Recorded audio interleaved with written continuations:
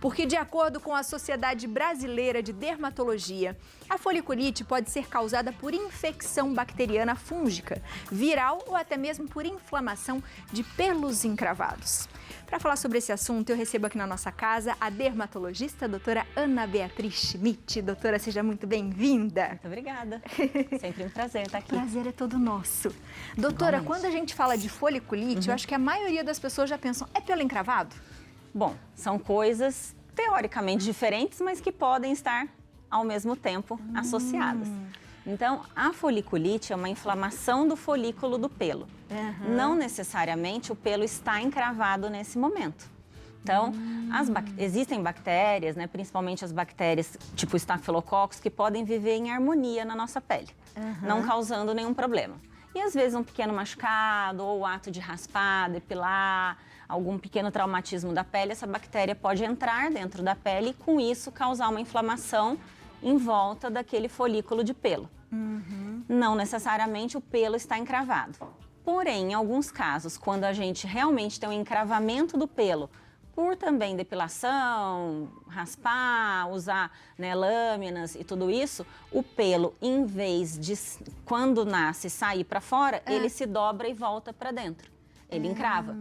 E se isso permanecer dessa forma, pode gerar uma foliculite, uma inflamação daquele local. Então ele pode gerar uma foliculite? Ele pode gerar. Então existem casos de foliculites onde o pelo não necessariamente está encravado, é uma inflamação em volta do pelo, ou casos que tem o pelo encravado e que pode desenvolver uma foliculite. A gente está vendo ali, eu acho que é pelo de barba, não é, doutora? Sim, pelo de barba. Que homem tem muito? Homem tem bastante, é bem comum. A gente chama de uma pseudofoliculite, como se fosse uma falsa foliculite, digamos assim. Geralmente é do ato do barbear, né? Então existem algumas dicas, algumas maneiras que a gente pode até, né, falar para os telespectadores nesse sentido, para ajudar e ter algumas dicas para um ato de barbear que seja um pouquinho melhor e não desencadeie tanto isso. A gente viu uma imagem ali agora há pouco, eu até escutei o povo falando assim, nossa, tenta colocar pra gente depois também, na sequência, porque ela parece uma espinha, né, doutora? Sim, ela parece muito uma acne, né? Então, quando começa a reação da foliculite, aparece, aquele pelo fica alto naquela região, parecendo uma pústula, com aquele ponto branquinho em cima, igual uma lesão de espinha mesmo. Mas diferente da produção de oleosidade da acne, da glândula sebácea, né? Então, isso é realmente uma inflamação do folículo do pelo. É que o folículo do pelo geralmente vem junto com a glândula sebácea. Então, a acne, por si só, doença, é uma alteração realmente da glândula sebácea, também fica em regiões onde tem bastante pelo. Mas a foliculite é só uma inflamação do folículo do pelo. E existem vários tipos. Então, tem foliculite de barba, tem essas foliculites que são mais superficiais, que são de bactérias, tem algumas causadas por fungos, tem algumas que são no couro cabeludo, principalmente de pacientes negros, e aí é genético, o pelo já nasce de uma maneira geneticamente predisposta para ter esse encravamento. E aí, com isso, desenvolve a foliculite, entendeu? E aí existe alguma forma dela sozinha sair, ou a gente sempre tem que tratar? Como que funciona, doutora? Se for, por exemplo, uma pseudofoliculite, só por um pelo inflamado naquela região, que ele se dobrou naquela região e encravou, não causou tanta inflamação. Às vezes, quando o pelo consegue desencravar sozinho, isso por si só já se resolve. Mas quando tem inflamação junto, bactéria junto, aí geralmente a gente tem que tratar, ou com cremes com antibióticos, ou alguns casos com antibiótico via oral. E se isso acometer isso, né, numa parte mais superficial do folículo do pelo, se for mais profundo, aí forma um furúnculo, que é como um nódulo maior, mais endurecido, que tem um pus dentro, aí às vezes a gente tem que drenar, entrar com antibiótico também. E dói? Dói, coça, né? Então, principalmente quando depila com, né, raspa com lâmina, e aí dá aquela coceira na virilha, na axila, nas pernas, na área da barba, dá assim. Ai, que dor. E doutora, quando a gente vê, a mãozinha coça, igual espinha. Coça. Ai, vou apertar. Ou, ai, vou pegar uma pinça e tentar tirar o pelinho. Aí Quem nunca? E aí, doutora? Então, daí que a gente leva a bactéria, né? A gente pode levar a sujeira, né, para dentro da pele.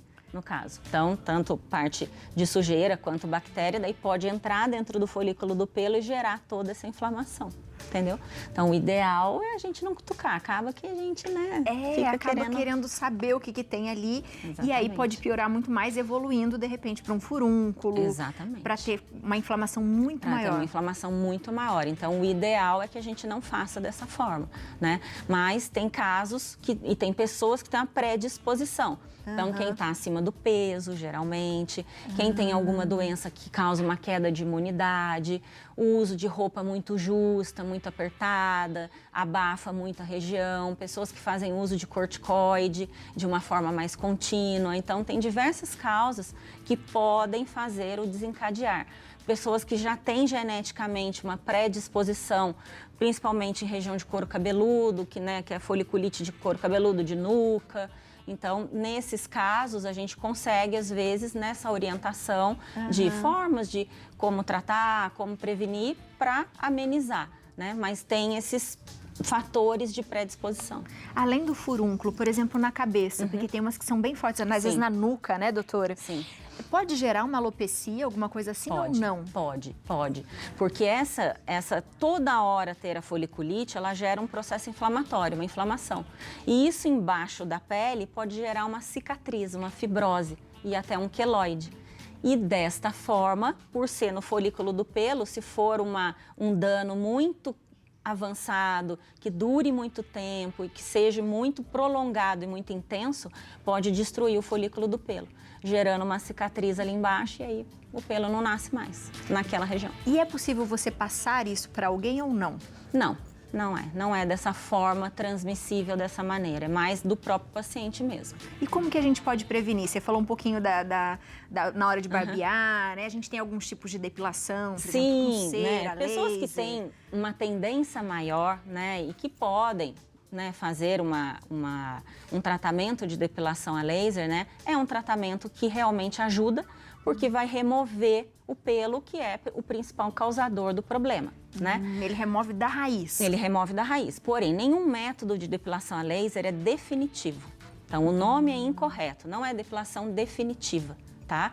O pelo, claro, ele fica por um período de tempo, geralmente 1 ano aproximadamente, é muito variável, mas sem estar estimulando o crescimento. Mas se você ficar 2 anos, mais de 1 ano sem fazer manutenção daquelas sessões de laser, o pelo vai voltar, porque aquele laser não destruiu o folículo de pelo. Ele realmente só inibiu o crescimento por um determinado período de tempo, tá? Existe um único tipo de depilação definitiva, mas a gente praticamente não usa porque é com bisturi elétrico, pelo a pelo, é mais agressivo, é doloroso, então não é a forma mais indicada. Mas o laser ajuda muito, muito mesmo nesses casos.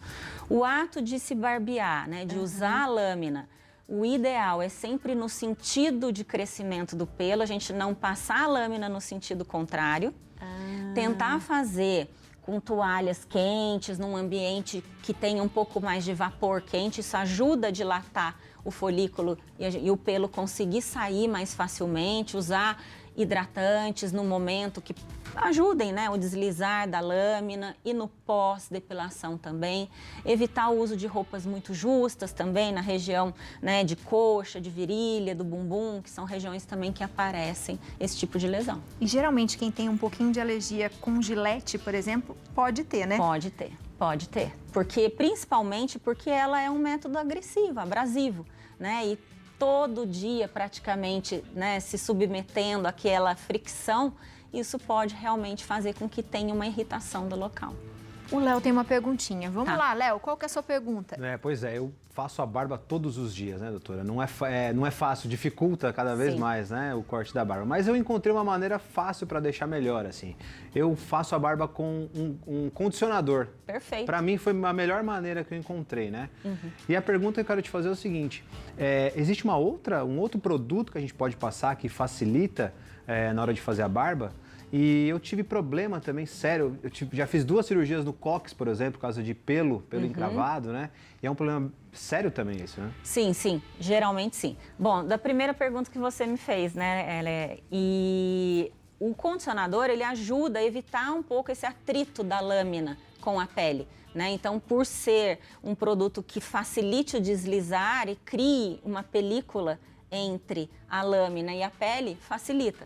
Existem produtos que são desenvolvidos especificamente para isso, mas não vejo necessidade de ser um produto especificamente desenvolvido para isso.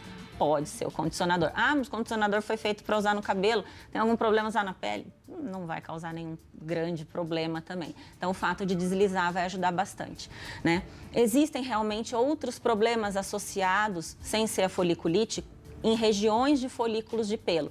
No caso da região do cóccix, pode ocorrer o cisto pilonidal, que é um cisto que se forma em volta desse pelo e geralmente é um procedimento que se torna cirúrgico, né, que tem que remover porque ele começa a ter um acúmulo nessa região, tanto de pelos, tanto de oleosidade, quanto de secreções, né, da produção das glândulas da região, e isso vai aumentando, inchando, inflamando. E às vezes tem casos que realmente tem que ser feita uma retirada cirúrgica. E existe um outro tipo de doença, mas que não necessariamente tem relação com os folículos de pelo, que são as hidrosadenites, que também podem acontecer nessa região de nádegas, de virilhas, de axilas, principalmente de mulheres. Homens também têm, mas as mulheres também. Que até hoje a dermatologia não tem tanta certeza se é relacionado só às glândulas sudoríparas ou aos folículos de pelo. Parece que agora está se tendendo a essa, né, a essa descoberta dos pelos estarem associados também e causam cicatrizes grandes, dificuldade de movimentação até do membro pela rigidez que as cicatrizes das inflamações geram. Nossa, e doutora, quando a gente, por exemplo, aperta a foliculite, dá uma manchinha. A gente consegue tirar? Pode dar essa manchinha. Consegue tirar a manchinha? Consegue tirar a manchinha. Consegue tirar a manchinha. Outra pergunta que sempre fazem. Raspar o pelo engrossa? É, e aí? Não. Não engrossa? Não engrossa. Eu sempre achei que engrossava. Se engrossasse, quem tem cabelo fino, raspava o cabelo, nascia com o cabelo grosso, né? Ia ser uma maravilha pra minha pessoa, entendeu? Ia ser cabelo ótimo. fino, ia ter o cabelo grosso, né? Mas geneticamente não tenho, né? Então, isso não acontece. É uma falsa sensação que a gente tem, tá? Porque daí o pelo, quando tá no início ali nascendo, apontando aquela pontinha dele com aquela sensação de estar mais, né, mais grosso, mas isso realmente não acontece com o ato de raspar o pelo. Pra gente prevenir, então, as depilações, Sim. fazendo dessa forma. Fazendo Higiene dessa forma. também. Sei lá, passar alguma coisinha no rosto, um sabonete, às vezes, antisséptico. Se for uma pele mais oleosa, um sabonete para pele mais oleosa. Utilizar um produto que ajude o deslizar da lâmina daquele local. Evitar aquele local muito abafado, muito úmido. Ou em regiões corporais, uma roupa que aperte muito, né? Então, todos esses cuidados vão ajudar nesse sentido de proteger e prevenir um pouquinho aí quem tem a tendência de ter. De ter, porque dói, é complicado e às vezes a pessoa fica bem incomodada. Isso mesmo. Muito obrigada, doutora. Eu que agradeço sempre. Seja sempre bem-vinda à nossa Muito casa. obrigada. Você de casa, se ficou com alguma dúvida, aproveita, segue a doutora na internet, @doutora_DRA. Ana Schmidt, tudo junto, tá aparecendo aí na sua tela. Muito bom isso, viu? Ah, uma outra dúvida, só pra gente finalizar. Quando a gente fala pra usar sabonete, aquele sabonete antibacteriano, Sim. É bom ou não? É bom. É bom? É bom, mas não em excesso, tá? Seca a pele, Todos né? os dias, não, porque a gente também sente tirar muito a proteção natural da pele, que a gente tem uma proteção natural, que é o manto hidrolipídico, também pode favorecer a ter um efeito rebote. Então, nada em excesso. Então, os sabonetes antissépticos podem ser utilizados, mas não numa frequência diária, tá? Umas 3 vezes por semana, geralmente. Agora, um sabonete específico para o seu tipo de pele, oleosa, normal a mista, seca, daí sim indicado de uso diário. Beijo. Beijo.